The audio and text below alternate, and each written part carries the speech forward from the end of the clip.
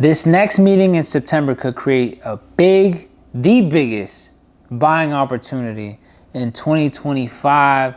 So make sure you listen very carefully, right? And then I'm going to be talking about some stocks that I'm watching, because I can't tell y'all about this opportunity to invest and not speak about some things that we should be watching. It's not some things, some stocks. That's what we talking here. Some stocks that we should be watching. Some buying opportunities for everyday people like me and like you, right? So first things first. Some important things are shifting in the market. We're in the thick of it, right? As an investor, right? I'm excited. I'm excited because this means the bears and the bulls are just, we don't know where the market gonna go. Is it gonna go up? Is it gonna go down? September's usually a sell-off month, right? But then we got Fed coming in on that third, what's the date? The 16th, 17th, Fed coming in. So, and we're expecting a rate cut, and that's gonna boost the market up, right? But then before that, these first 2 weeks, we could see something. And here's why, right? I want to talk about the leader, the mother of the AI stock rally. Let's call that the AI stock rally. NVIDIA. They just reported earnings last week, and as y'all can see, my bad, I'm still getting used to this. It was a nice little drop. There was a nice little drop, and I was this close. I was this close to buying a bunch of shares. I'm so glad I didn't. I remember vividly, I watched an interview on CNBC, and a hedge fund guy, they asked him, like, which way you going with it? And he said, I'm going down, and he smiled. When he did that smile, I said, and I should have bought down, but I didn't. It should have clicked when he did that little smile, that little smirk. Sometimes it'd be them little indications that, you know, he knew it was a payday for him. So I should have known, and I should have acted, but I didn't. I stood on the sideline. I just watched. I think that's another thing that we need to do more as investors, as new investors. Just make up what we call a paper play. Write it down. Oh, boom! I got in at 100 shares at 179. All right, where's it at Monday morning at 9:30? 174. You lost, brother. All right, if that was real life, that would have been your money gone. Right, so it's a good practice. So even though I didn't jump in the train physically, mentally I did, and I guess technically I would have lost. If I would have went with the original, what I want to do, I would have lost. So I'm kind of glad I didn't run this play. But so yes, I believe that if the leader starts heading down, the party's kind of, I don't want to say the party is over, but the party is, they shutting down. Let's say if a club is going hard and they the best club, and then there's just an incident on the third week, and the cops shut it down. It's not permanently shut it down. It's a temporary. We gotta let things cool down a little bit. So that could be these 2 weeks. I don't know. We don't know. September usually sell off. I don't do your own research though. Could be these 2 weeks. So I'm definitely watching this, because I do believe that NVIDIA is gonna go up towards the end of the year. So NVIDIA, put NVIDIA on your watch list, because they still, as well as AMD, which one? Pick one of the two. I'm in AMD long term, and then I just want to swing NVIDIA. That's kind of where I'm at, if I'm just being transparent with y'all. That's where my head's at with that play. But yeah, that's why I think the rest of the market may follow NVIDIA and just kind of give back some of those gains. Let's talk about one stock that's not very popular amongst the American people right now, for whatever reason. Everybody has their own reason. But I've always been excited about them. I've always seen opportunity in them. I've been invested in Tesla since 2020. This one's a long term, forever. I won't ever swing this. So I'm just trying to add more to this. So if, I would love to see swing downs on everything, and I don't know how low things are gonna get, but I can't tell you how to trade. I can't tell you how to buy in, but just watch the market. That's why we're having this conversation. That's why I'm bringing this to y'all light. I'm giving y'all some stuff to watch. So Monday or Tuesday morning, Wednesday morning, write down what stock price is at or what the price closed at, and then, you know, if it goes lower than that, then make a mark of it. 5%. What's 5% drop of 333? What's a 10% drop from 333? You should know these numbers so you can act fast. You know what I'm saying? So, but one thing that's been exciting me about Tesla is the robo-taxi talk is very hot right now. I think you can only take them in Austin and San Francisco, if I'm not mistaken. It's a very, yeah, I just laugh because the Austin map looked like a penis. If I'm just, but yeah, you can only take them in those two cities. I thought it was weird. I just watched the video on the robo-taxi. So if you take it in Austin, there's someone in the car. Like they have a Tesla specialist in the passenger seat, not driving, just there to make sure nothing happens, I guess. Someone had pointed out in the video that the person holds a tight grip to the door handle. So I guess there's an emergency stop button there on the door handle, I guess. So I'm just interested to see where that goes and how that elevates the company. But I do think that the company needs to focus on getting some more sales for sure. For shizzler. But if they don't, that's fine, because I'm looking for pullbacks. I'm looking for opportunities. I'm totally fine when companies aren't at their best. Because when they're at their best, if I'm not in it, it's no good to me. If I'm just being honest. Let's talk about something so I was on TikTok looking at the analytics, and, you know, I happen to see that we got a little older crowd in here, and I'm not mad at it, because there could be an older crowd that maybe was never privy to some of the information, or just even some of the topics that I'm touching. So I'm very glad. So I did want to mention, I feel like dividend paying stocks should not just be for an older generation. It should be for all investors. I think that if your portfolio is diverse, you should have some dividend paying stocks. That's just how I feel. And it's nice. It's nice because it's usually, for me personally, I don't ever like keep track. So when I get the message that I got a dividend and I'm just like eating lunch, it's just like, it's a good feeling when you're just like, damn, I'm eating lunch and still making money. You feel me? Like, it's a nice feeling. I mean, I'm sleeping and I'm still making money. You know what I'm saying? Like, it's a nice feeling. So this is a dividend paying stock that I'm watching, and I'm not watching them because of their dividend. There's plenty of stocks where you can go out and get like the highest dividend, but that doesn't mean that they are the safest stock to invest in. Some of those high dividend stocks, like, I'm very worried, because you really start to wonder, how can you guarantee people this money? It's another discussion.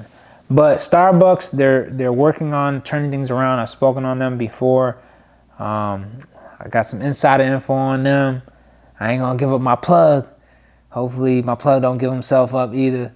But yes, I'm looking, you know, if we can get this to where, if this stock can get to, after me getting into it, obviously, right, can get back to the February 100 price, I will be happy as an investor. So I'm really watching this one. I think personally, the only thing that can really affect Starbucks in a bad way is a recession.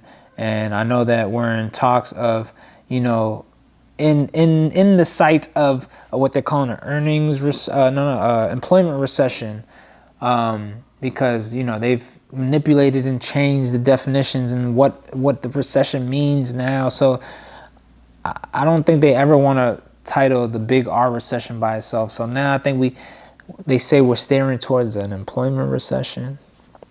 We're gonna get more information third week we're going to get employment information Friday.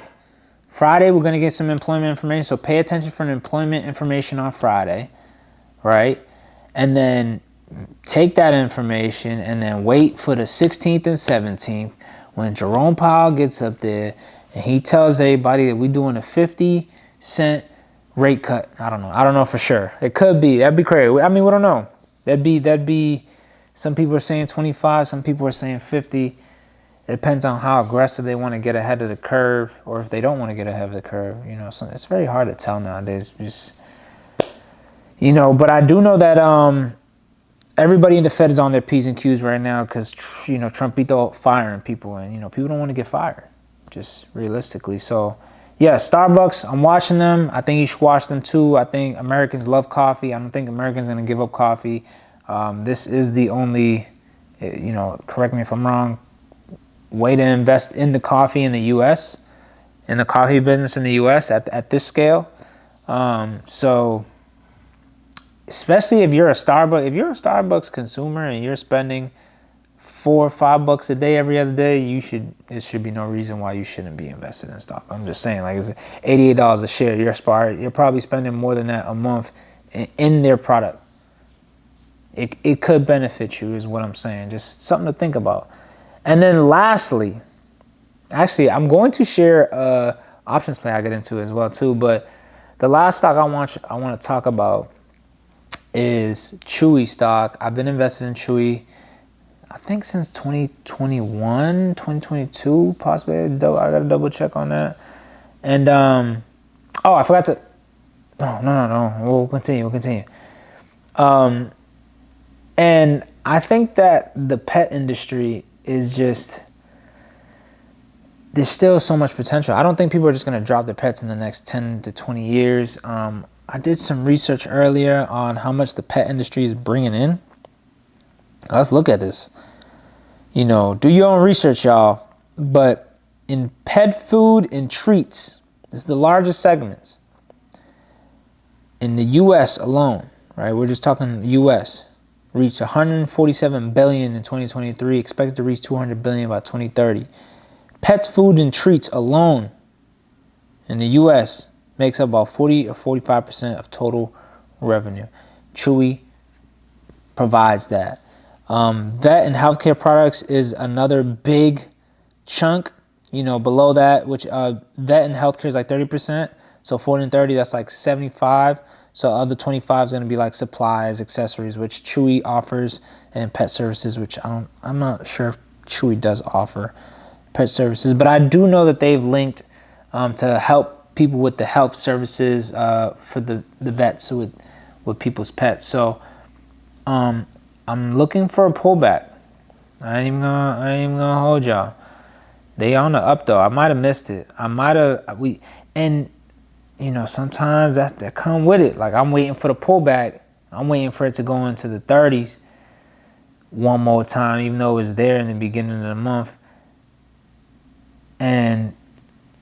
or the beginning of August, and now it may go back there, it may not. So I'm looking for a pullback on Chewy, because I just think that this is the industry not going nowhere.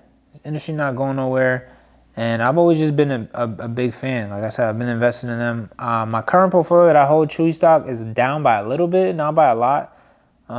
So usually when I'll invest in things and watch them go up and then watch them come down. And then when they come down, I try to get back in, either near where I got in or lower, just so when they go back up again, we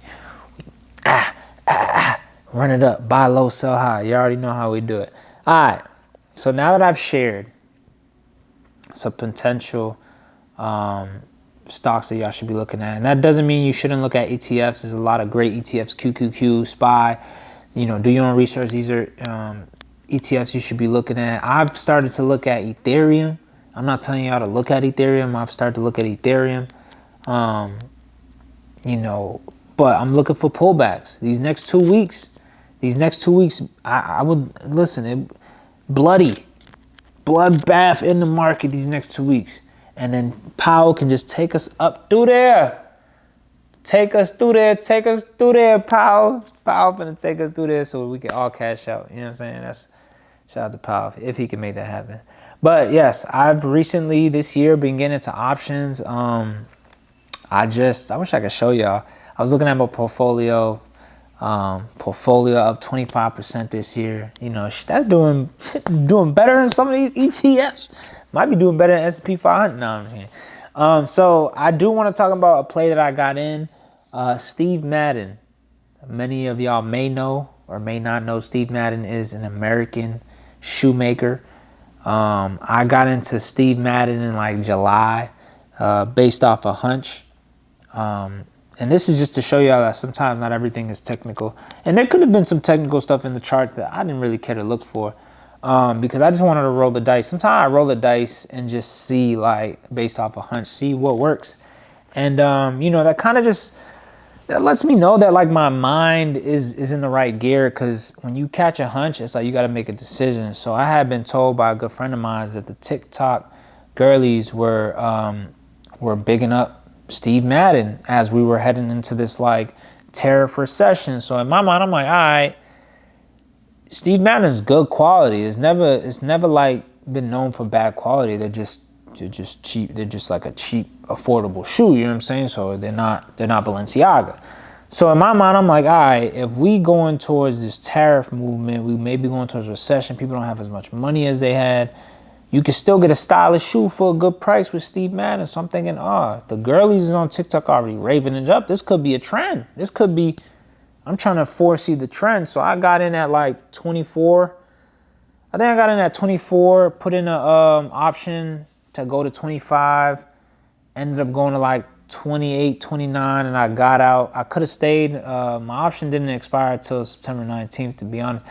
But I got a little worried because I'm like, all right, I already rolled the dice and now I'm up 45%. Like, what more do I want? Like, you know what I mean? It's like, of course, I want 100-something%, but it's like, yo, you can't be too greedy. And, I'd be the type to really forget to sell the option because it's such a, like, it was a small option. It was one of the smallest option plays I've ever played myself. So, you could easily forget to, oh shit, I'm up. Forgot to sell. So yeah, it was based off a hunch. It wasn't no extra technical, man. I just really believe that it made sense that people were going to be buying Steve Madden if, they didn't have as much money as they did in 2020. And, this is one that I want to continue to watch because I feel like Steve Madden got some leg. Like if we do go, I mean, they ain't been doing that well, but if we do continue to go in like this like recessionary thing and Steve Madden keep their numbers up and their sales up, I mean, it could be something. That's all I'm saying. That's all I was trying to say. So yeah, that was a 47% win for SHINANCE in the options play. So I'm looking for more wins like that. Looking for opportunities just like all y'all are. If there's any stocks that I miss, man, feel free to put them in the comments. We're gonna get the Discord popping very soon. Make sure y'all like and subscribe to the channel as well, because that helps me. Don't unsubscribe. Some of y'all, you know what I'm saying? We trying to build it up. We're gonna continue building it up. We're gonna continue learning together. We're gonna continue trying to get money together, because if I win in the stock market and then you also win, and maybe 4 other people win from information that we're discussing on a weekly basis, it don't hurt. It don't take money from me if we both hit on the Steve Madden play, or if we both hit on an NVIDIA play, or if we both hit on an XYZ stock. It don't take from me. I want everybody to understand that. And that, like, I feel like stocks and investing is one of the things that you should do with other people, because we're not taking from each other. If we both get in a play, we're both risking.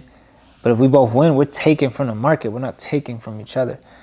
So just something I want everybody to keep in mind as we continue to grow the channel. I'm very excited. I love the new setup, and we just gonna keep doing what we doing. I keep gonna do what we doing. But for real though, do y'all think that if we win this AI battle, right? This is the question I'm gonna leave y'all with. If we win this AI battle, I mean, if we lose the AI battle, do you think that this world stays the same as it is today? Answer the question in the comments. Do you think everything? I mean, from monetary, whatever monetary papers first right now, do you think it's going to stay the same if we lose the AI? World leaders, how things are ran. Do you think everything changes if we lose the AI battle to China? Let me know in the comments. I appreciate y'all for watching. Let's keep running it up. There's so much money in this market for us, yo. I'm telling y'all. I just seen Aristotle just gave me a whole A whole play. Hold on. I ain't even got. I could pass on. Y'all can watch his video. He gave me a play on Procter and Gamble. This is nice. This is what I like to call these are good. When we ain't got no, when the world ain't got no money, there's no money. People still spending on these products. I need y'all to keep pay attention. Hold on. That's the one day. Let's see product. Oh, okay. Okay. The goal for it to y'all already know. But I'll see y'all next week, y'all. Y'all know what to do, man. Appreciate all y'all.